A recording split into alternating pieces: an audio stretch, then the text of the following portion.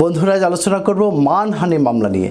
কেউ যদি আপনাকে মিথ্যা মামলায় জড়িত করে সামাজিকভাবে হেয় প্রতিপন্ন করে, তাহলে আপনি কিন্তু সেই মিথ্যা মামলা দায়েরকারী বাদীর বিরুদ্ধেও রীতিরকম মানহানি মামলা করে আপনি সামাজিকভাবে প্রতিকার পেতে পারেন। এমনকি মিথ্যা মামলা দায়েরকারীকে আপনি জেল দিতে পারেন, জরিমানার ব্যবস্থাও আইনগতভাবে করতে পারেন। কিন্তু কিভাবে, এই বিষয়ে বিস্তারিত কথা বলতে আমি PM সিরাজুল ইসলাম সিরাজ প্রামাণিক আইনজীবী, বাংলাদেশ সুপ্রিম কোর্ট, আজ আপনাদের মাঝে হাজির হয়েছি। তবে মূল আলোচনা শোনার আগে আমাদের ল টিপস বিডি চ্যানেলটি সাবস্ক্রাইব করুন, বেল বাটনে ক্লিক করুন।